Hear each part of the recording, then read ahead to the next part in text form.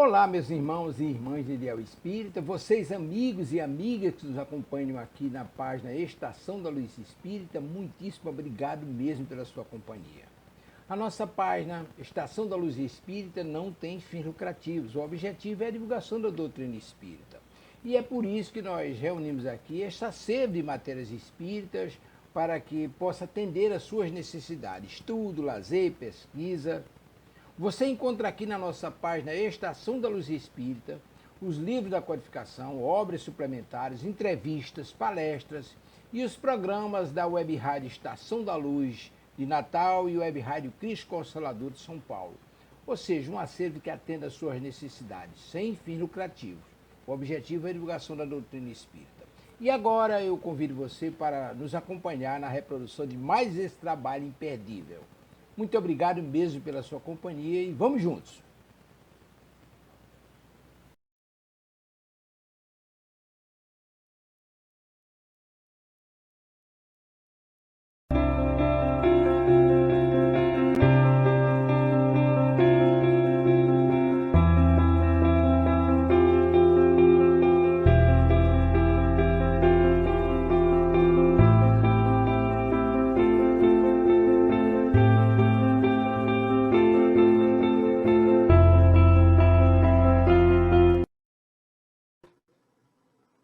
Olá, seja bem-vindo, seja bem-vinda. Iniciamos Espiritismo e Educação, rogando as bênçãos do nosso Mestre Jesus.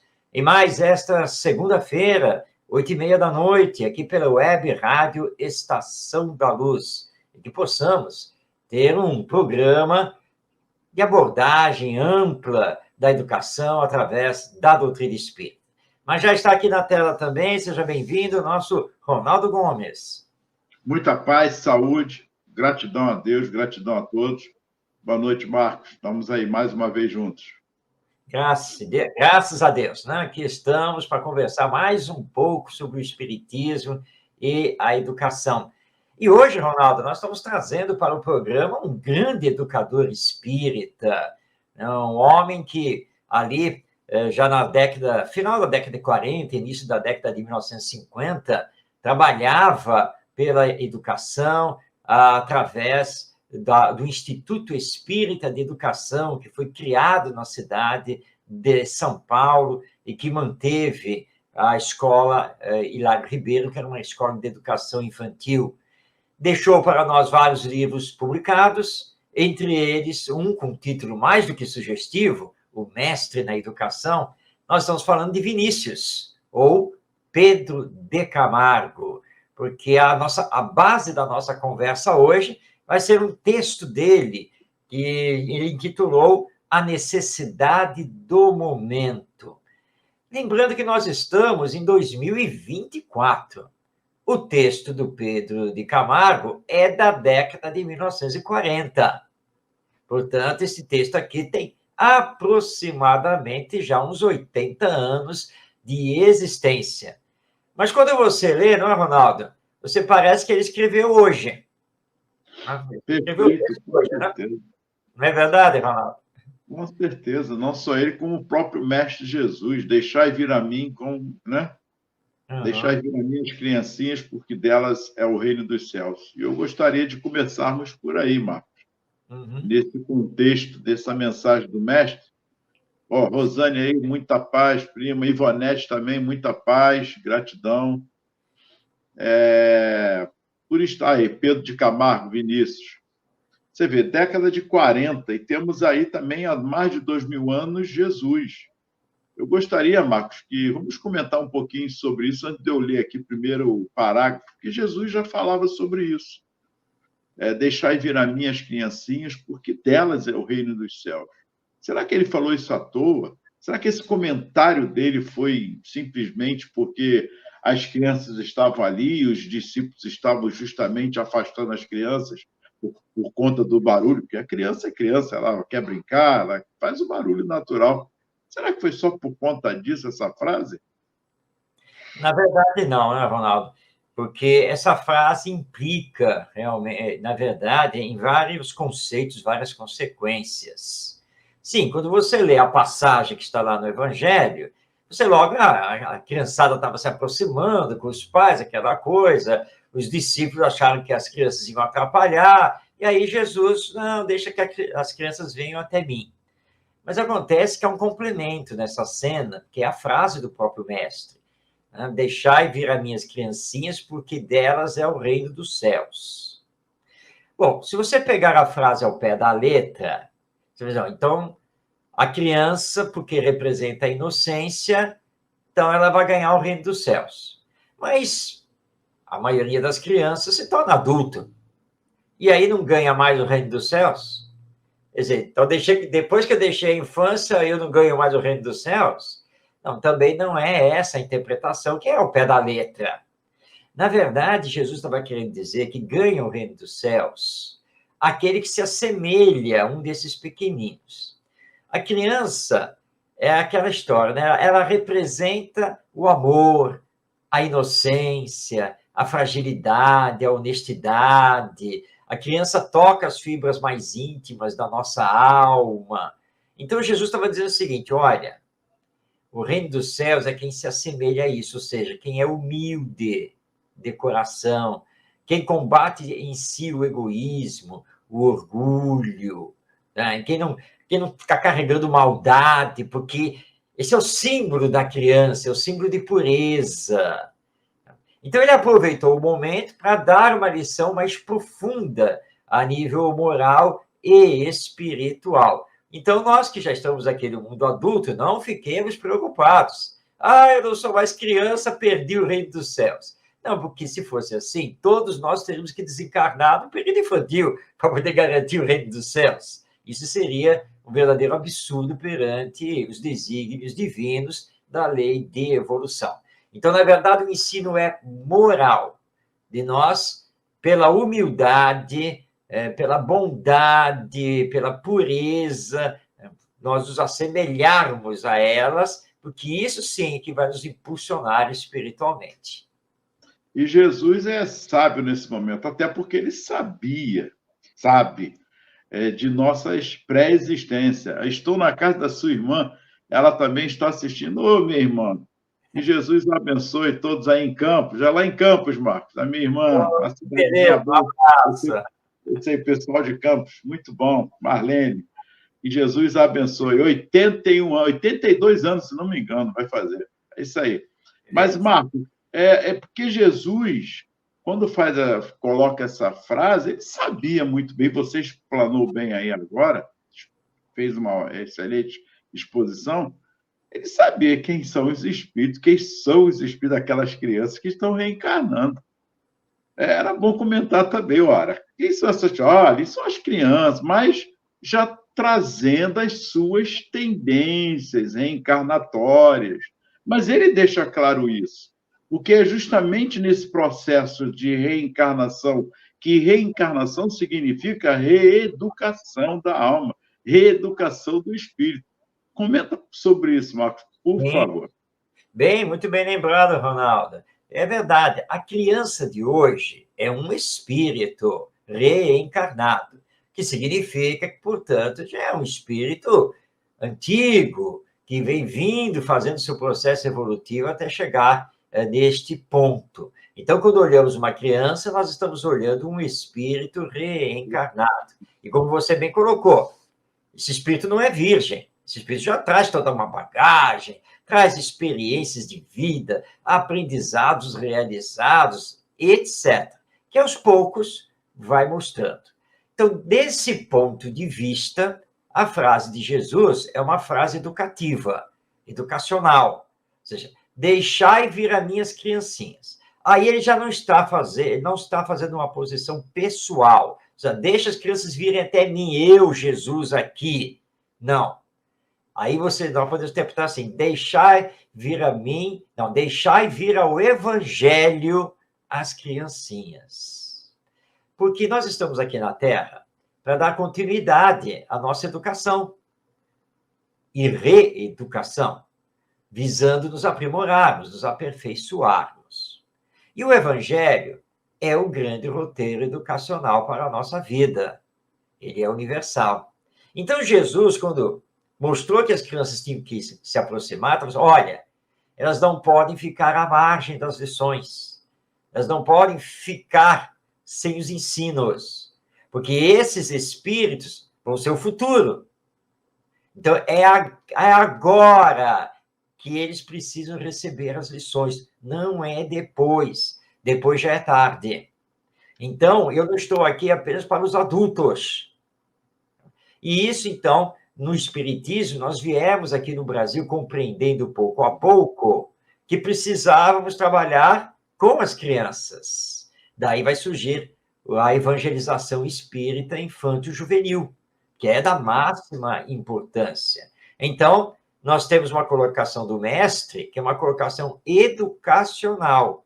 Se não começarmos a trabalhar o evangelho com as crianças, esses espíritos, muitas vezes viciosos, cheios de problemas, que precisam ser sensibilizados, humanizados, tocados no fundo da sua alma, nós vamos ter problemas lá na frente, como temos tido, né, Ronaldo? Até os dias de hoje. Perfeito. Eu costumo dizer que a nossa vida é uma pirâmide. Vamos imaginarmos aqui, ó, uma pirâmide, isso, né? Pirâmide. E aqui é a base. Sim. A base é o nascimento. Vamos colocar aqui. A base é o nosso nascimento. Então, nascemos e do lado direito ou esquerdo, não importa, você vai crescendo. Crescendo, ó, vou fazer aqui, ó, crescendo e depois vem para aqui e volta novamente. Então, esse crescer tem uma ponta. Essa ponta é 50 anos. Eu divido em 50, que depois vai 50 descendo, 60, 70, 80. Se chegarmos a 100, está aí o Divaldo com 97 anos, minha irmã aí com 82. Então, para que nós possamos compreender. Então, nós nascemos ali simples e ignorantes. Vamos crescer, temos a nossa infância, temos a pré-adolescência, a adolescência, maturidade e por aí vai. Mas, Marcos, olha que interessante. Aí começa a 50, 60, parece que nós voltamos, Marcos, a sermos criança.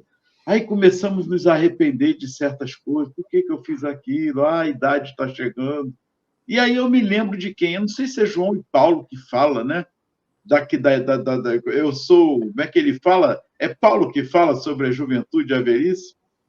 Quando é jovem, eu posso fazer. Quem é que fala? É Paulo? Acho que é Paulo, sim. Não é? Que fala sobre a velhice e sobre a juventude, né? Então, para que nós possamos compreender como a lei divina é sábia. Então, crescemos, a infância, chegamos ali aos 50 anos. Aí vamos, de novo, 60, 70, e aí já estamos na eternidade. Se eu pudesse voltar no tempo, quanta coisa eu faria diferente. Não seria uma segunda infância, Marcos? Eu que estou chamando a velhice, a idade madura, né? Chegarmos a ser idosos como somos, não seria também um momento da reflexão da infância que lá atrás esquecemos? Deveria ser, né? Sabemos bem aproveitar a nossa madureza, que começa a caminhar para a velhice, né? Para fazer reflexões bem oportunas. Se você está com seus 50, 60 anos, teoricamente, claro que você ainda tem chance de refazer algumas coisas aqui mesmo, na Terra, enquanto está encarnado. Você pode fazer mudança de rumo, pedir perdão, perdoar e assim por diante. Mas se você já está sentindo as forças se esgotarem, essa reflexão, de qualquer maneira, é muito útil, porque a vida continua depois da morte. A morte é só do corpo físico, orgânico, este fardo pesado que nós temos que carregar aqui na Terra, porque o eu, espírito, eu vou continuar vivo. Então, todo arrependimento que se tiver vai ser útil. É claro que nós não podemos voltar lá atrás, né? Se fosse hoje eu faria diferente. Mas o que foi feito, feito foi. Não tem mais como remediar. Mas você pode começar a reparar, você pode começar a construir no hoje. Mas eu já estou sentindo que as minhas forças já estão indo embora, acho que Deus vai me chamar logo, logo. Não tem problema, não tem problema. Essa sua reflexão atual vai fazer com que você, após a desencarnação, você começa a pegar um outro rumo, um outro caminho melhor. Você vai se construir para que numa próxima encarnação você faça diferente do que fez nesta encarnação, sempre melhorando. E isso é autoeducação. Ou seja, nós não saímos do campo da educação, né? Você fez uma tomada de consciência, e dessa tomada de consciência você inicia um processo de autoeducação, que sempre será útil, seja ainda nesta existência ou para o depois da morte e a próxima existência. Então, vamos ao texto aqui no primeiro parágrafo, Necessidade do Momento, de Vinícius, onde ele fala assim: a obra da regeneração social deve começar na criança. Fazê-la a partir de outro ponto é construir sobre base movediça e instável. Nunca será ocioso lembrar que o alvo do Espiritismo está na iluminação interior das almas aqui encarnadas. Logrando este objetivo, todos os demais problemas serão solucionados sem delongas nem maiores dificuldades, de acordo com a magnífica visão de Jesus, quando disse: buscai em primeiro lugar o reino de Deus e a sua justiça, tudo mais vos será dado por acréscimo. Marcos, pensando nisso, voltamos à educação, não só na evangelização, que é de suma importância, e numa evangelização que prime primordialmente pelo conhecimento, pelo respeito à religião dessa criança, e eu falo por experiência, e você também, Marcos, pois nós evangelizamos em áreas carentes. Eu aqui em Vigário Geral, Jardim América, e no orfanato em Cordovil, você aqui na Penha, na comunidade também, onde muitos não tinham nem religião, e a gente ali como espírita respeitando, levar esse conhecimento, levar realmente Jesus de uma forma realmente ecumênica, laica, porque não é incutir religião em cabeça de ninguém nessas almas que estão ali. E sempre fizemos isso, e cada uma depois ia seguindo a sua religião. Por que eu coloco isso? É como ele diz aqui: mas e as escolas, e as instituições? Nós já comentamos várias vezes aqui. Não basta as ciências, não basta esse conhecimento só instrutivo, mas a família traz esse aspecto importante, que é a religiosidade. Não toco em religião, mas na religiosidade, como ele diz aqui, de acordo com a magnífica visão de Jesus. A visão de Jesus, que nós conhecemos, não é a religião como meio social, mas a religião do religar-se a Deus, do evangelho de amor, dessa transformação íntima de todos nós, mas o aspecto da família também, porque Jesus, em toda a sua vida, deu exemplo até na cruz. Já falamos aqui também, parece até repetitivo. Mãe, eis teu filho, filho, eis tua mãe, mostrando esse aspecto da família, da importância da presença dos laços de família, porque aí deriva vai seguindo todo um projeto de educação para a sociedade. E ele continua quando disse: buscar em primeiro lugar o reino de Deus, porque é esse o fato primeiro. As descrenças que nós vemos, o ateísmo, o materialismo, está muito ligado a essa falta dessa justiça, que tudo mais vos será acrescido se nós pautarmos pela nossa religiosidade. A instrução ela é importante, mas esse sentimento desse religar-se a Deus, a parte espiritual, que aí nós vamos esquecer de fato um pouco, ou sairmos desse marasmo materialista que a nossa sociedade está vivenciando. E das vinganças, do ódio, a falta do amor, o desamor, enfim. Marcos, é de suma importância.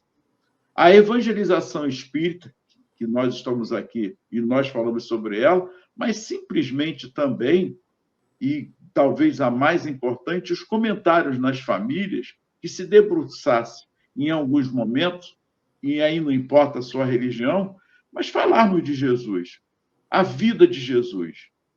Penso que o mundo hoje está atravessando um materialismo tão grande, uma deslealdade tão grande, um desamor, uma indiferença, acho que vou dizer, posso estar até errado, mas é uma indiferença, porque Jesus hoje deveria ou deve estar muito mais presente para nós, não como uma visão, mas sim como uma visão de religião, mas como uma visão desse homem, desse ser que veio a nós e disse: mestre, sim, eu sou. Colocou como mestre o processo de educação para nós. E a família, como a escola, como um grupo religioso que tem a catequese, seja no momento católico, a evangelização espírita, ou nos nossos irmãos evangélicos que faz a sua abordagem também, que todos nós pudéssemos nos debruçar mais nesse aspecto da vida de Jesus, o exemplo de Jesus. E precisamos fazer isso, Ronaldo, com mais simplicidade, para tocar realmente as almas.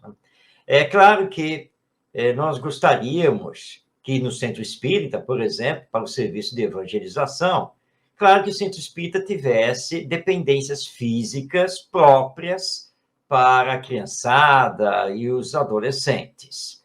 Mas nós temos que entender que para esse processo educacional humanizado, esse processo educacional ligado ao Evangelho, mais do que as condições físicas do ambiente, nós precisamos de humanização na relação entre evangelizadores, educadores e os evangelizandos, os nossos educandos. Jesus não se preocupou em ter sala de aula. Jesus não tinha um ponto fixo para ensinar. E nisso, aliás, ele foi antecedido em aproximadamente 400 anos por um dos seus enviados, que marcou a humanidade, que é Sócrates. Sócrates ensinava em qualquer lugar. Qualquer lugar. Ele não tinha também um local, não. Ele ia lá para a praça, para o aerópago, ou na casa dele, onde fosse. Onde fosse, ele estava ali para ensinar, reunir os jovens, conversar, fazer aquela roda de conversa, como nós temos hoje. E Jesus vem e faz a mesma coisa. Ele, lá em Cafarnaum, ele chega, ele convoca os pescadores, que vão se tornar os seus discípulos, e a primeira reunião dele, ali, os primeiros ensinos, ele faz ali, na areia da praia, lá no Lago de Genezaré, é ali. E aí depois ele se transporta lá para a praça, vez ou outra ele falava ali na sinagoga, como chegou a falar também no Templo de Jerusalém, mas normalmente ele reunia as pessoas nas praças, nos locais abertos. Agora, eram encontros muito humanos, muito humanizados, encontros de uma vibração muito profunda, eram encontros amorosos. Quando depois os romanos, instigados pelos judeus, começaram a perseguir os cristãos, os seguidores de Jesus Nazareno, lá em Roma, principalmente na cidade de Roma, os cristãos começaram a se reunir nas famosas catacumbas. E ali era a mesma coisa. Eles não estavam preocupados com o local. O local era de menos. Qual o problema de ser uma catacumba onde se enterram os mortos? A questão era-se de almas em ampla fraternidade. Isso era o que mais importava. Então, hoje, quando nós vemos aí governos anunciando escolas tecnológicas, porque agora reformamos a escola, e a escola agora, todas as salas têm lousa digital, tem isso, tem aquilo, os ambientes são preparados para isso e para aquilo.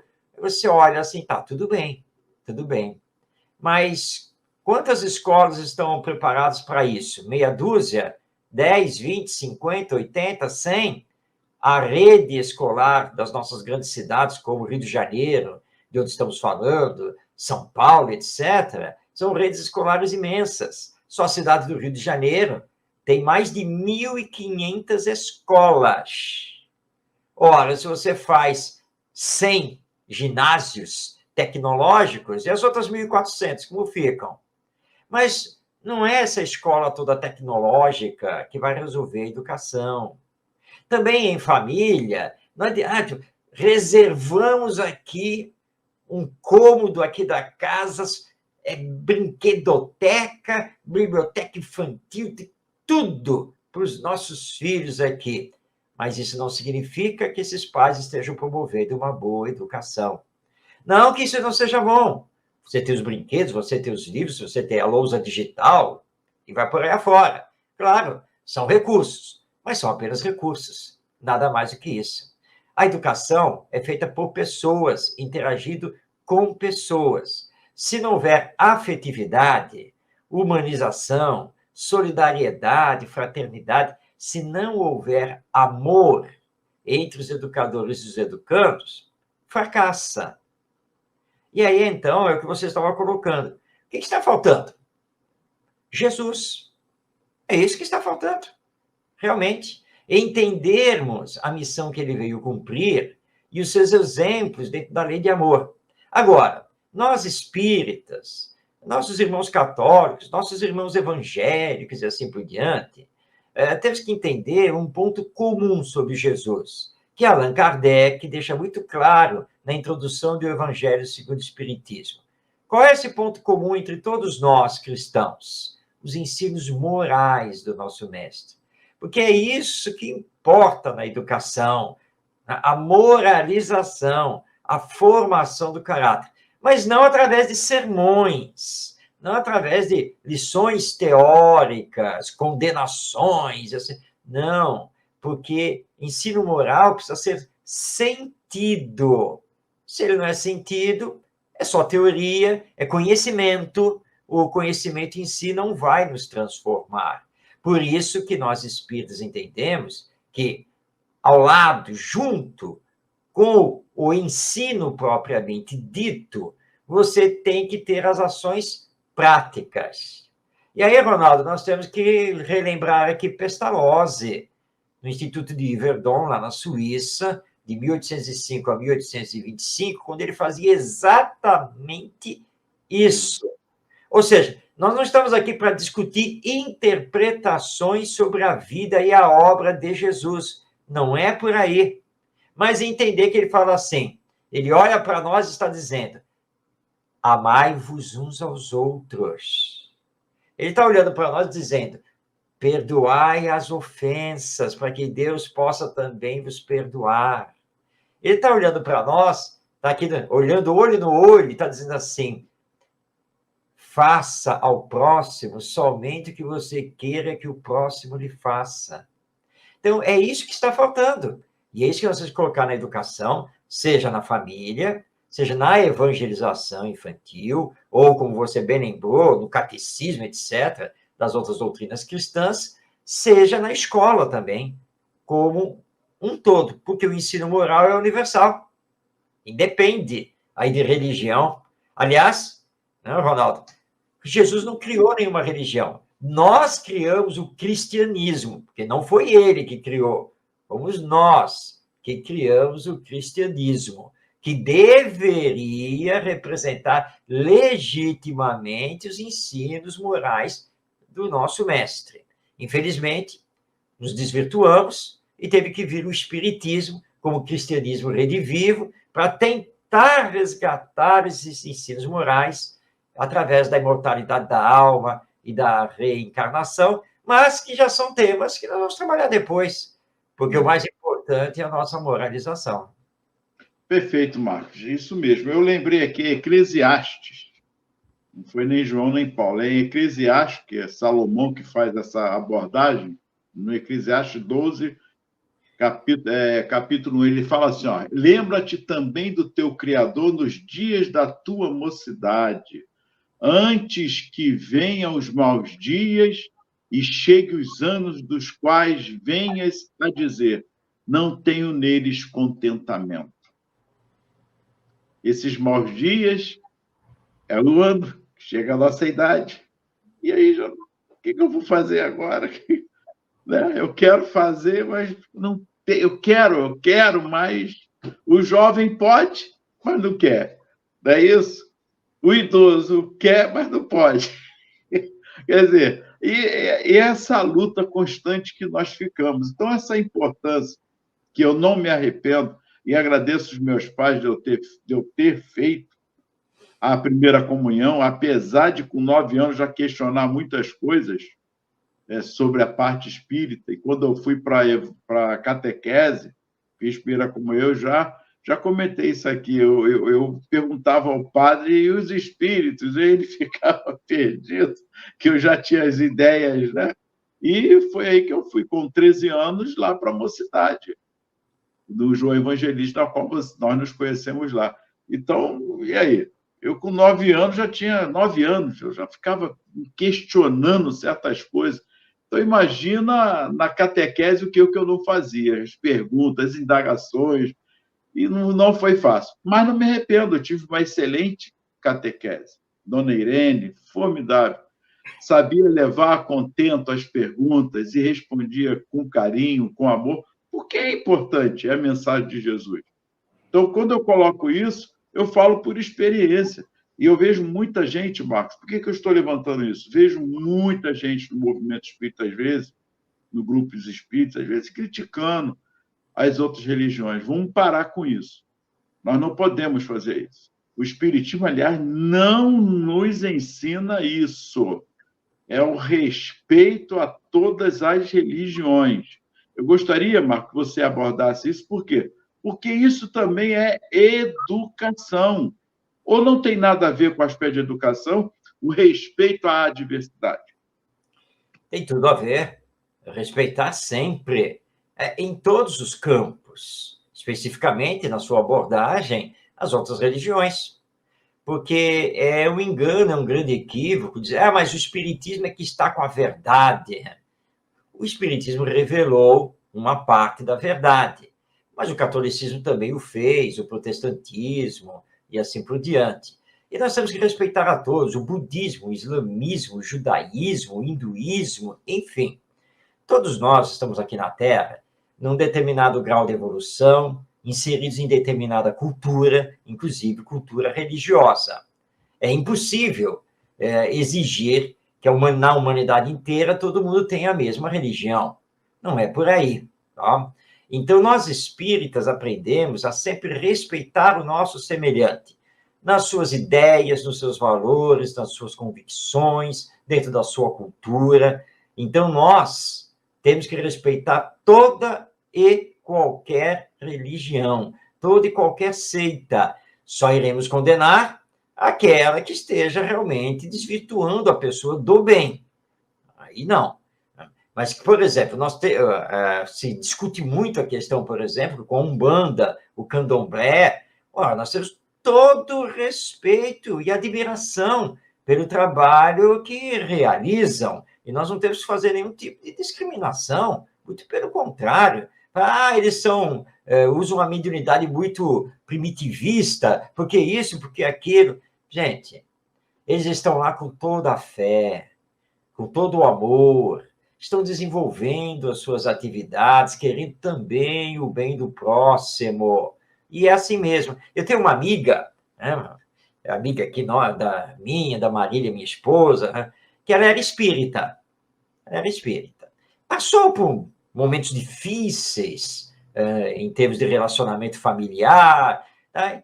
E aí ela se encontrou na igreja evangélica. Aí alguém já vai, como é que pode?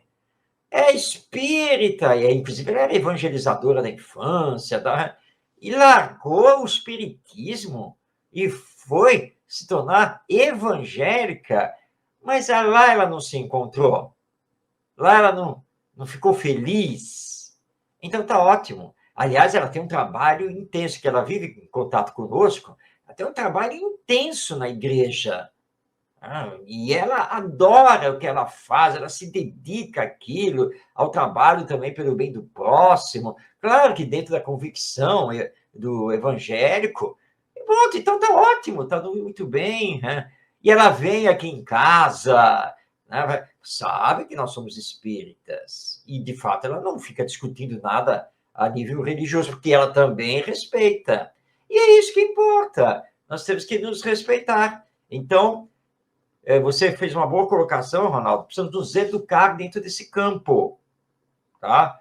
No campo do gênero, por exemplo, masculino, feminino, homossexual, heterossexual, temos que ter respeito a todo mundo. Na política, vamos respeitar todos os pensamentos. E na religião é a mesma coisa. O espírita não tem que sair criticando, derrubando, anatematizando, separando. Esse não é o papel do espírita, e você colocou muito bem. E nem é isso que o espiritismo nos ensina.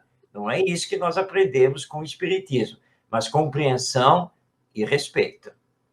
Você falou tudo. Eu tenho convicção naquilo que eu acredito, naquilo que eu professo, e já estudei, sei, e assim para qualquer um na sua religião. Nós não estamos aqui para criar proselitismo. Quem fala isso é Kardec. Nós não estamos aqui para isso. A visão do Espiritismo e nem de Jesus foi criar proselitismo. Muito ao contrário, é a transformação do homem velho, a reforma íntima e qualquer religião que leve o homem, o ser encarnado, a um homem de bem, já está no caminho correto, o que pede a lei divina. E aí eu quero continuar justamente nesse segundo parágrafo aqui que coloca, onde ele diz: o reino divino das realidades da vida encontra-se nos refolhos da consciência humana. E aí nós voltamos na pergunta que Kardec faz aos espíritos: onde está escrito a lei divina? Não sei. Marcos, onde está escrito a lei divina? E responde os espíritos: em nossas consciências. E é o que ele está colocando. Então, o reino divino das realidades da vida encontra-se nos refolhos da consciência humana. Ela não está nesta ou naquela religião. Porque somos nós que criamos, você colocou bem, Marcos, nós criamos as religiões. E ele continua: ensinar os homens a descobri-lo em si próprios e por ele se orientarem, eis a magna questão. Tudo o mais é acessório.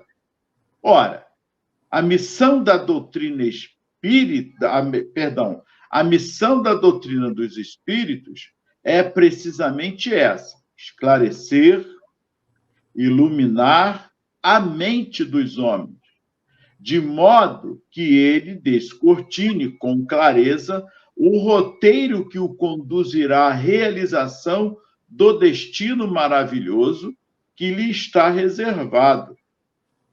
O programa espírita, que se desvia deste carreiro, não corresponde às finalidades reais da doutrina. Nota-se entre os espiritistas a preocupação de realizar os cometimentos que se imponham pela sua vultuosidade. É tudo que nós estamos falando aqui, conversando, Marcos. Não podemos impor, não é imposição, é amor. A visão de Jesus, o exemplo de Jesus foi essa. Tudo que faço é porque eu vi diante do meu Pai que me enviou. Ele está aí. Ele não fez por ele mesmo. Ele veio trazer a lei. Ele mesmo fala: eu vim cumprir a lei. E a maior lei que ele veio cumprir e cumpriu com exemplos foi e é a lei do amor. Esta fala aqui do Vinícius é muito importante. E eu estava aqui recordando certa vez, numa jornada de palestras, fora do Rio de Janeiro, E eu fui falar, era um domingo pela manhã, num determinado centro espírita, dirigente me pegou no hotel, e quando estávamos chegando, ele foi me mostrando, né? E eu acabei descobrindo que o centro espírita era enorme, porque ele ocupava 2 quarteirões lá no bairro onde ele estava. Então eu descobri que você entrava na rua e pegava o lado esquerdo, né? E aí era uma escola e creche, que pertencia ao centro espírita. Mas ele me explicou que a escola estava conveniada com a prefeitura. Então, na verdade, era a prefeitura que cuidava da escola. Na sequência, vinha o centro espírita, propriamente dito. Tá? E aí ele fez um contorno com o carro, e tinha um prédio enorme, assim, e este é o hospital.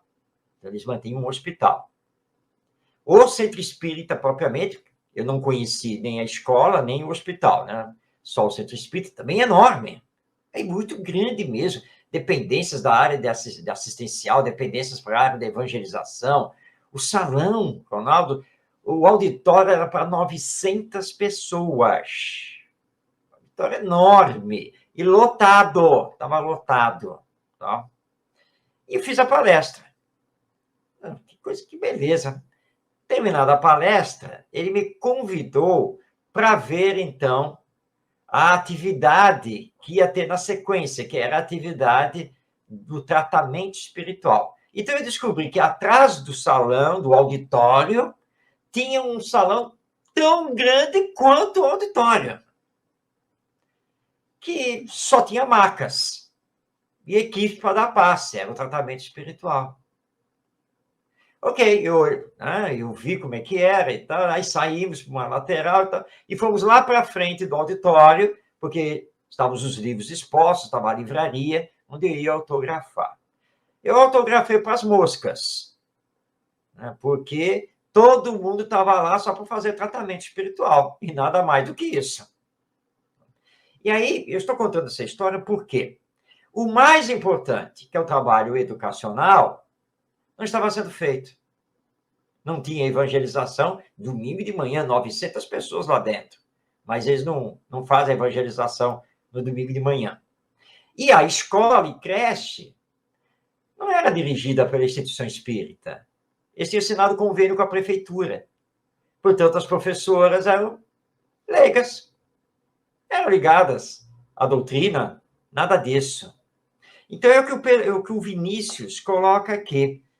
Ora, nós temos que começar o trabalho pelas crianças. Esse é o trabalho. Ele diz, a missão da doutrina dos espíritos é precisamente essa: esclarecer, iluminar a mente do homem. O programa espírita que se desvia deste carreiro não corresponde às finalidades reais da doutrina. Mas nós temos assistido isso. Centros espíritas estão preocupados em fazer tratamento espiritual do nosso corpo orgânico. E a evangelização, a família, esse iluminar as mentes, tudo isso fica em segundo plano. Tem um companheiro nosso, no estado de São Paulo, ele tem feito muitas palestras, e ele publica as fotos das palestras pelas cidades do interior lá de São Paulo, né, que ele é muito convidado. Então, ele publica sempre a foto, né? E, às vezes, é entristecedor. É reunião pública, à noite. Eu vejo as fotos, às vezes ele está falando para meia dúzia de pessoas. Salão vazio. Salão vazio. Mas se nós anunciarmos que vai ter psicografia, anunciar que vai ter tratamento espiritual, aí enche. Então, nós, dirigentes espíritas, precisamos tomar muito cuidado com o que estamos fazendo, porque, como nos chama a atenção aqui o Vinícius, nós podemos estar desviando as finalidades do espiritismo, que é realizar a transformação moral da humanidade. Essa transformação só pode acontecer com a transformação moral dos indivíduos. E isso só pode acontecer através da educação. Eu não estou aqui, quero deixar bem claro, eu não estou aqui condenando o tratamento espiritual, o passe, o serviço assistencial, nada disso. Tudo isso faz parte, a reunião mediúnica, tudo faz parte das atividades espíritas. Mas lembrando aqui com Vinícius, que a prioridade tem que ser educacional, a começar por nós mesmos. E aí sim, no futuro, como lembra aqui o próprio Vinícius, ora, as dificuldades serão suplantadas, porque nós estamos realizando a educação moral desse espírito reencarnado. Então, tudo tenderá a melhorar com o tempo. É simples assim. Eu vou dar uma dica aqui, você está corroborando que nós, lá no João, estamos fazendo na nossa casa, que é o evangelioterapia. Então, vamos lá. Você tem um tratamento espiritual? Sim. São 4 semanas, mas você tem que participar primeiro das palestras, que são temas evangélicos. Então, são 4 semanas, você vai participar. A partir dali, você vai fazer o seu tratamento espiritual, que não é só do corpo, é do espírito. Veja bem. Então, você tem a obrigação de participar das palestras, naquele mesmo dia, nas 4 sessões, nas 4 semanas, com evangelhos, que nós chamamos de evangelioterapia. Então, porque começa justamente corroborando o que você está fazendo. Se tem alguém aí na sua casa, aproveite esse momento, que é isso aí. Então, a pessoa vem, assiste a palestra, temas evangélicos, abordagem evangélica, com temas de transformações mesmo, trazendo em nós, buscando em nós a transformação e saindo, desmistificando que os espíritos obsessores nos perturbam. Muito ao contrário, se eles estão é porque nós assim o permitimos. Os maiores perturbadores e obsessores somos nós mesmos, com a nossa má informação, má conhecimento conosco mesmo, com as nossas transformações íntimas. E é o que ele diz. Quando Jesus veio a nós, ele curou quantos? Todos tocavam nele. Se fosse assim, ele tinha curado todos e não curou todos. A cura de Jesus, que ele já trazia, porque ele era a virtude em pessoa, em espírito aqui conosco, era a cura da nossa fé, da nossa transformação. Vá e não peques mais, ou seja, se transformem, porque pode vir pior. Então, Marcos, Vinícius, ele realmente ele engloba tudo. Ele não fica num patamar ali só na discussão de uma transformação humanizada, mas ele traz todo um processo espiritualizante. Traz Jesus para nós, que está esquecido, infelizmente. Nós observamos isso na humanidade, na sociedade. A nossa sociedade, como eu disse aqui da outra vez, o que está acontecendo no Rio Grande do Sul, e poderia e pode ser um momento de transformação na educação.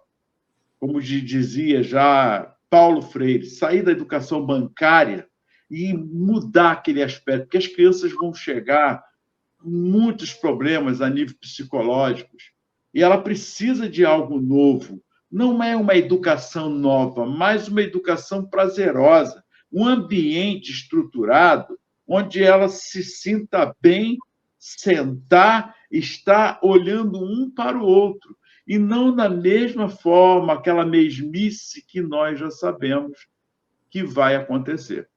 E precisamos realmente. E se tiver alguém do Rio Grande do Sul, algum educador vendo, pedagogo, enfim, não importa, diretor, coordenador, transforme este momento da educação. Eles estão precisando e vão precisar, porque ainda não iniciou-se a educação lá. Vai ter que ser assim. Elas vão chegar com saudade de estar ali, do calor humano, com certeza. Mas já pensou na mesmice, a mesma coisa? Transforme aquele ambiente. Faça daquele ambiente algo inovador, algo motivacional. Marcos, não tem nada a ver, eu estou sempre perguntando, não tem nada a ver esse comentário em relação a esse momento inovador, motivacional, que eles vão precisar na educação do Rio Grande do Sul? Sem dúvida, Ronaldo. Como nós tivemos essa mesma necessidade por causa da pandemia da Covid-19. O problema é que foi um trabalho feito muito rápido, porque depois voltou para a mesmice. E isso é que não pode acontecer. Acolhimento fraterno, olho no olho, o abraço. Então, essas atividades, roda de conversa, tudo isso é super importante nesse momento de retomada da educação depois de uma tragédia que já perdura 30 dias lá no Rio Grande do Sul. Então, quando as escolas começarem a voltar, os nossos educadores precisam entender que precisam trabalhar muito o emocional. E deles também, porque eles, enquanto professores foram atingidos também. Né? Então, trabalhar esse emocional vai ser muito importante. Mas não precisa ficar contratando especialistas para fazer isso, não.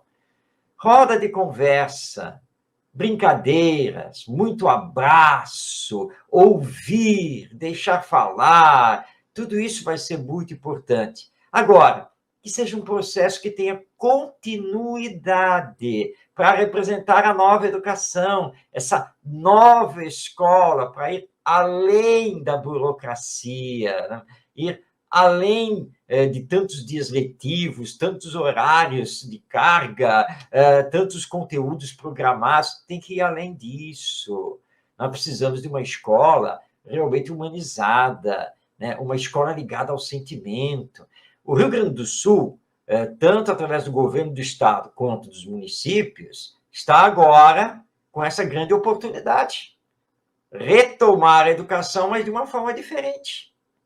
É uma escola humanizada, um ensino humanizado. E é o que nós temos que fazer a nível de movimento espírita, nos centros espíritas. Humanização, fraternidade, porque às vezes também nós encontramos centros espíritas frios, burocráticos. Claro que nós precisamos de organização, mas muito cuidado com isso. Organização fria é muito ruim. E nós precisamos ser fraternos, alegres. Né? Então, isso tem que estar. E é isso que vai transformar a humanidade. Não tem outro caminho, por isso que o Vinícius é bem claro aqui.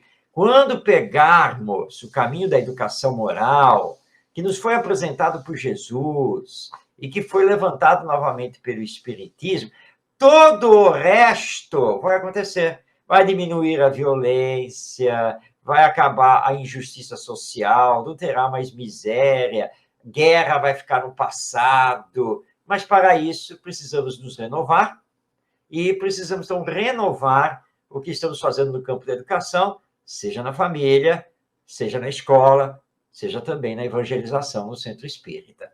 Por isso que eu fiz essa colocação, porque ele termina aqui nesse parágrafo dizendo, já estamos no final do nosso programa, ele diz assim, todos se empolgam na contemplação de edifícios e de monumentos, deste ou daquele gênero, sem tirar o valor de tais empreendimentos, cumpre, contudo, notar que acima deles está a iluminação das consciências.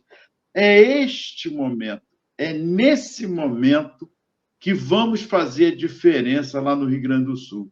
Trazendo os educadores também, como você colocou bem, também precisam desse calor humano, de uma inovação educacional que tenha a motivação.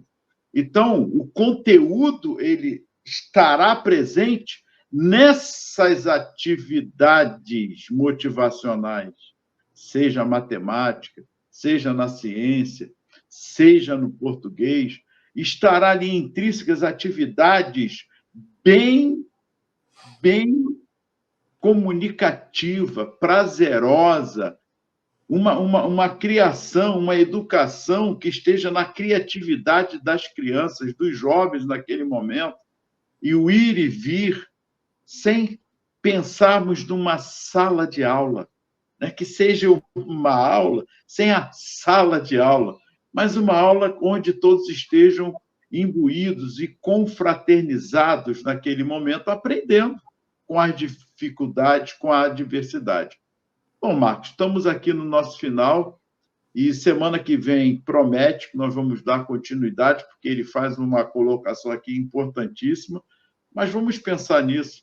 Vamos pensar nesse aspecto da escola, em parceria com a família, em todos os seus contextos, como espírita, numa evangelização também mais prazerosa também, onde possamos nós estarmos ali, todos nós, nos colocando no lugar do outro, que é empatia. Você falou aí, realmente, da não continuidade pós-pandemia. Muita paz, que Jesus nos abençoe, Marcos, Tavares, todos vocês aí. Muita paz e o carinho e gratidão.